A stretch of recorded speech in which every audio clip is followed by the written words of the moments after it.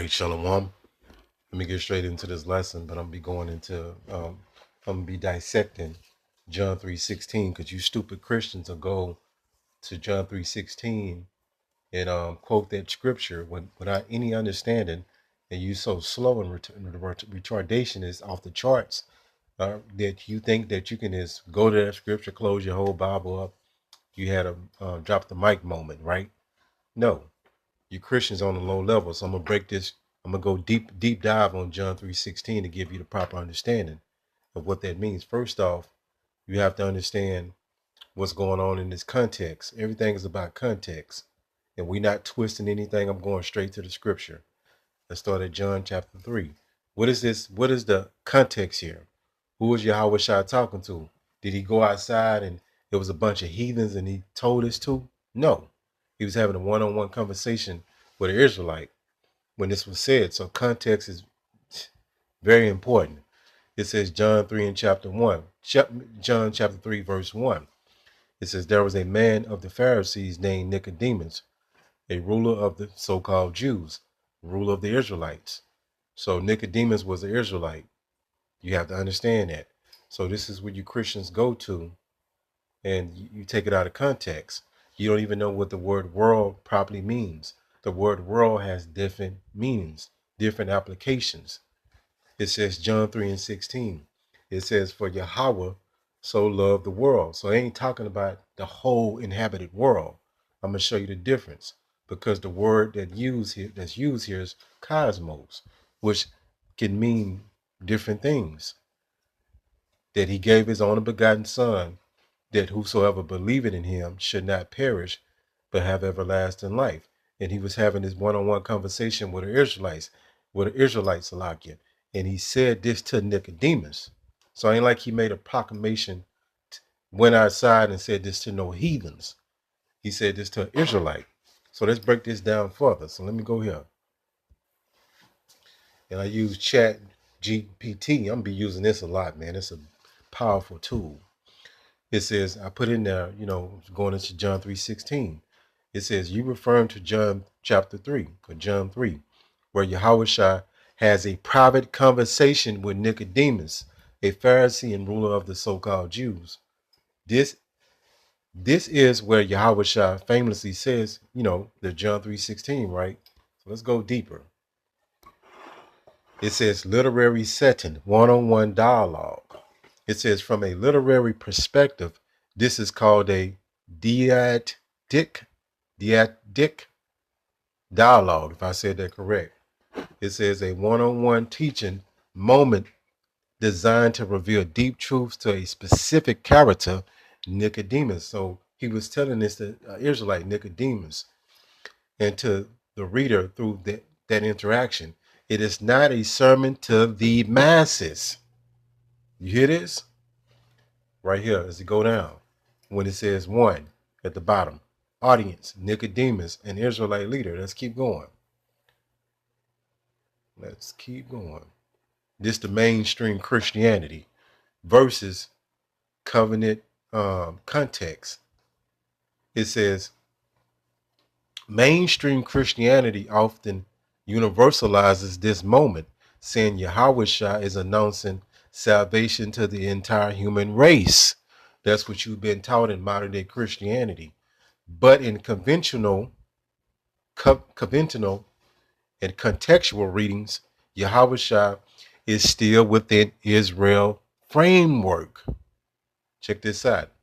He's speaking to a Jewish leader. What's Jewish is new speak. He's speaking to an Israelite named Nicodemus.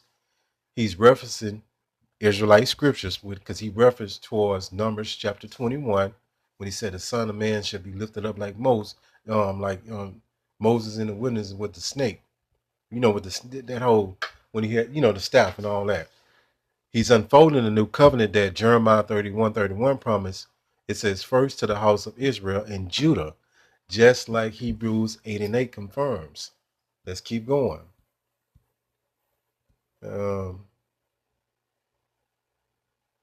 And to give examples of the difference. So, matter of fact, let me go here. Before I I got to make sure I hit this. So this scripture cuts that madness. Go to Matthew 10 and 5. It says, these 12 Yahweh Shai sent forth and commanded them, saying, go not into the way of the Gentiles. And in this context right here, it's talking about a heathen Gentile, a heathen that's outside the ethnicity of an Israelite. He said, don't go teach, don't bring the gospel to no heathens. That means so-called white people, you know, all the other ethnicities, right? So-called Chinese people, go to Israelites. It says, and into any city of the Samaritans enter ye not. So don't go there either. Let's keep going. So this would make your people understanding of what you think John 3:16 not make any sense. It says Matthew 10:6, but go rather, this was a commandment, to the lost sheep of the house of Israel. So that's what Yahweh Shai say, don't go and teach no heathens. Go to the lost sheep of the house of Israel. And that's what Paul was doing. He was doing the same thing. These was the Israelites that got casted away, that had started calling themselves Greeks, and that had conformed to the Greek culture, that Greco-Roman culture. Matthew 10:7. And as ye go, preach, saying, the kingdom of heaven is at hand. So Yahweh Shai gave them a commandment to go teach the Israelites that's lost, right, dispersed among all the other nations, and fish out the elect. You know what I'm saying?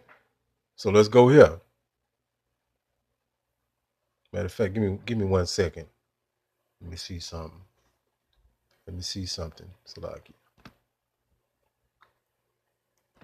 So let me go here. So that would mean that John 3:16 cannot mean what you've been taught that it means. It's a lot of history that I've been going over, studying. It has to be like an hour lesson just going into all this history, right? Right here at the top. So John 3:16 does not mean what you've been taught. The world, I'm gonna go into that and show you the difference when it's talking about the whole inhabited earth. It says, could world mean world of Israel?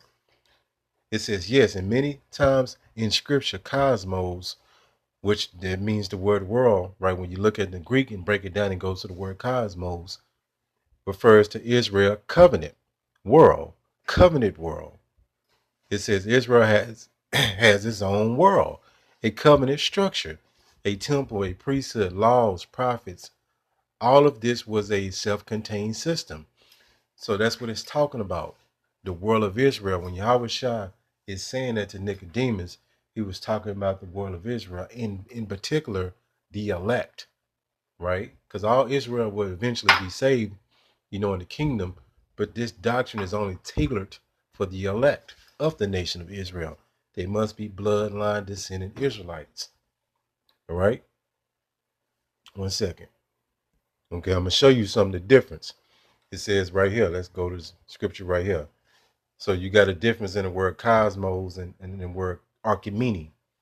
It says, let me go back.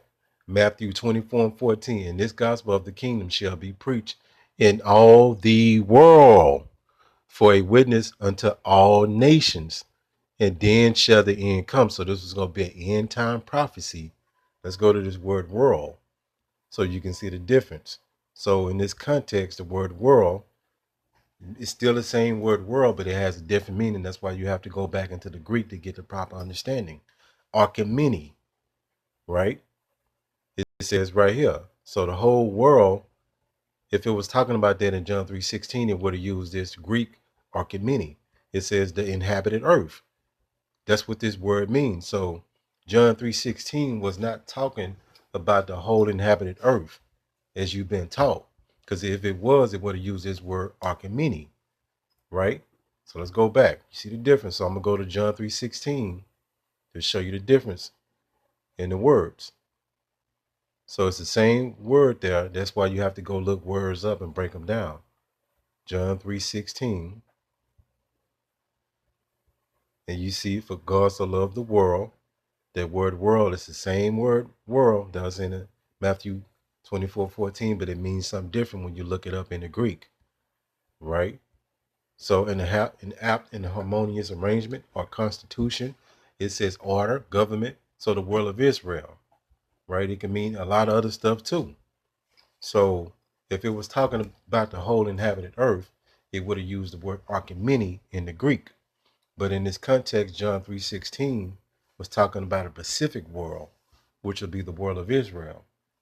Because you got the world of, you got the world of football, you got the world of basketball, the world of bowling, the world of lions, the Roman world. So the word world has different meanings depending on the context. You get it? And let's go here. And this going back to Matthew, proving the point that because you Christians will say this too.